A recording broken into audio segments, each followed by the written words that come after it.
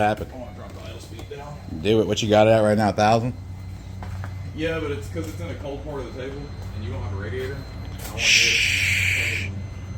Real race cars don't have radiators.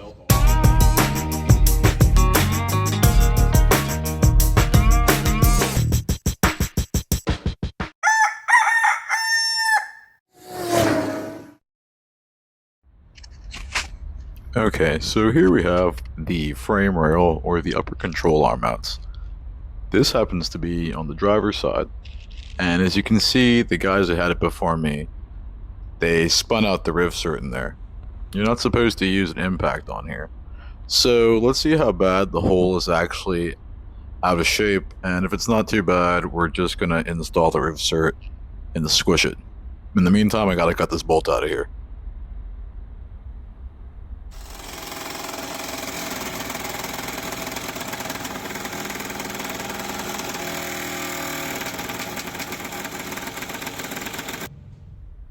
Alright, the hole's not so bad. I know it looks bad on the camera, that's just the riv-cert and the broken bolt part that's sticking behind the hole. I'm just going to stick the insert in there and we'll see what we have.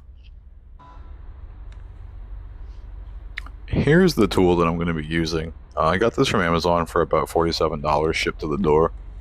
It seems to be pretty complete. The tool seems to be fairly quality for what it is.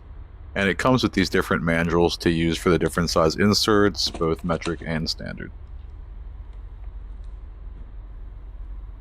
Okay, so you can see the nut-cert, riv-cert, whatever you want to call it, actually fits the hole pretty well. So like I said, I wasn't planning on welding this. I'm hoping that I can achieve a fairly good crimp and that will actually just help it hold in there. Again, guys, you're not supposed to use impact tools on these things.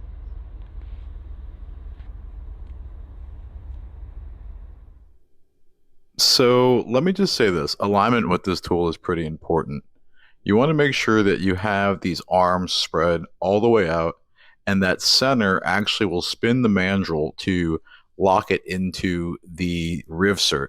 So you want to make sure that that's flush, that it's fully threaded in, that the tool is sitting flush to the frame rail, and that you have the arms fully spread.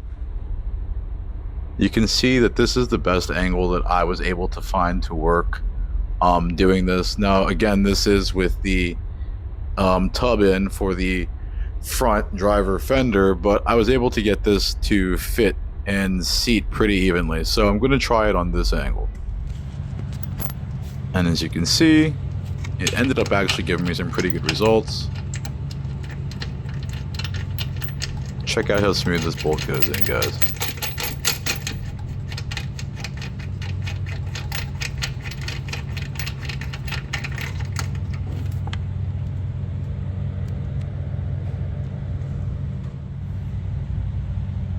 I think I'm happy with that.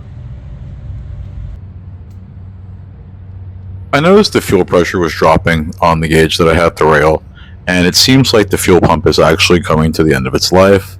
So my plan here is to take out this unit and install the Wabro 450, which should support me up to the boost levels that I'm trying to push on this car for now.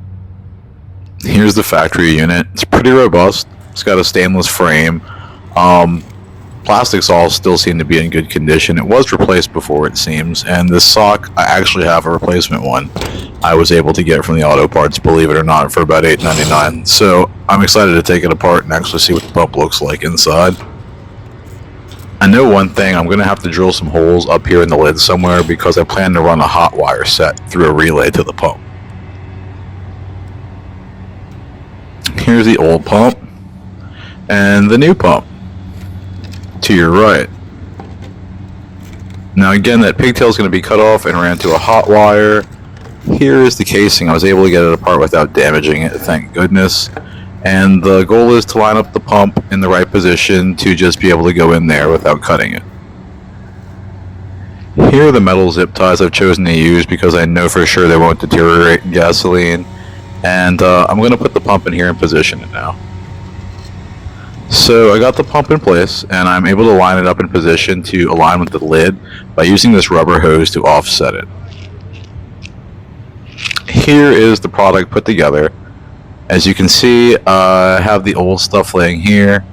I still have to route this hot wiring kit and cut that pigtail off and drill a hole in the lid, but here it is, guys. So far I had success with this. It seems to be running pretty strong. And the HP tuners is something that I look forward to getting used to and learning more. But that is a really steep learning curve for me. But I'm very much trying, and it's paying off, as you can see here. Again, thank you to my buddy Joseph, because he's the guy really showing me how these things work in an actual, tangible way with the motor in the tuning sense.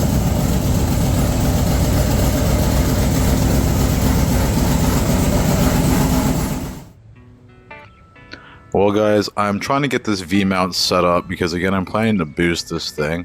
I'm trying to do this really because I wanted to get the radiator and stuff in its final position so I can get a final tune on this car once it's up and running at a running temp and kind of put it through its paces. So in the meantime, I think I'm going to continue working on this V-mount setup, and I also have some stuff that came in for me to get the brakes mounted so I can get rid of this ABS completely in a neat fashion. I'll catch you guys in the next one.